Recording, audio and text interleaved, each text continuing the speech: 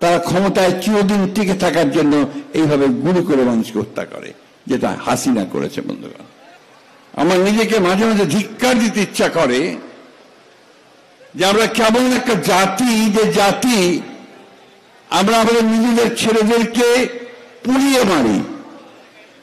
কেমন একটা জাতি যে আমাদের রাষ্ট্রের যারা কর্মচারী কর্মকর্তা তারা সন্তানদেরকে হত্যা করে এবং তারপরে পুড়িয়ে হত্যা করে। এখানে একজন মা বক্তব্য রাখছিলেন যে তার ছেলে বেঁচে ছিল, সেই অবস্থায় তাদেরকে পুড়িয়ে মারা হয়েছে। অনেকে অভিযোগ করেছেন, বিশেষ করে একজন মহিলা অভিযোগ করেছেন যে তার স্বামীকে মেরে ফেলার পরে, পুড়িয়ে ফেলার পরে তার কেউ খোঁজ নেয়নি, তিনি জানেন না যে তার স্বামী কোথায় কিভাবে আছে, তাকে কেউ সাহায্য করেনি।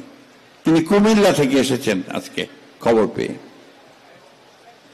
আমি ঢাকা ডিসিকে এখান থেকে বসেই ফোন করেছিলাম যে তারা, সরকার কমিট করেছিলেন যে যারা আহত এবং শহীদ, বিশেষ করে যারা শহীদ হয়েছে তাদের পরিবারগুলোকে 10 লক্ষ টাকা করে তারা প্রাথমিকভাবে অনুদান দেবেন, আর যারা আহত হয়েছে তাদের চিকিৎসার সমস্ত ব্যয়ভার বহন করবে।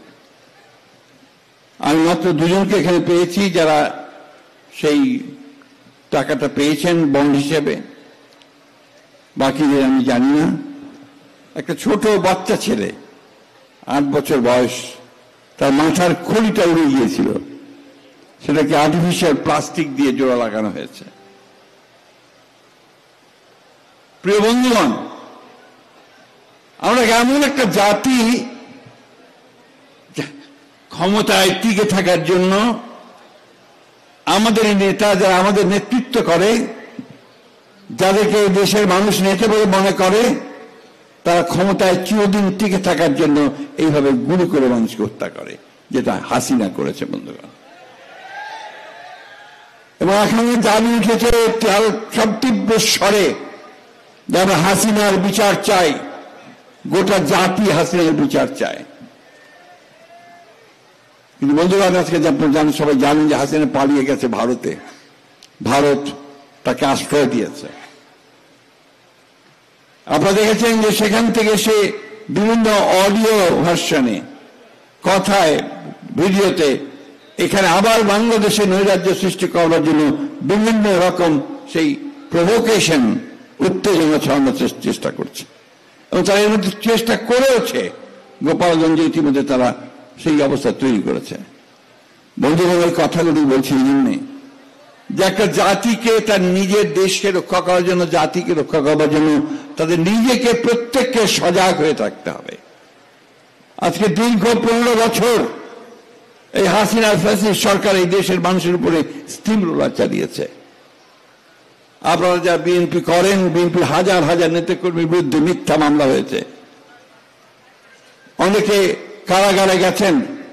আপনাদের এই সাভার থেকে, আসলে থেকে অনেকের সঙ্গে আমার দেখা হয়েছে আমাদের সেই কারাগারের মধ্যে, কেরানীগঞ্জ কারাগারে।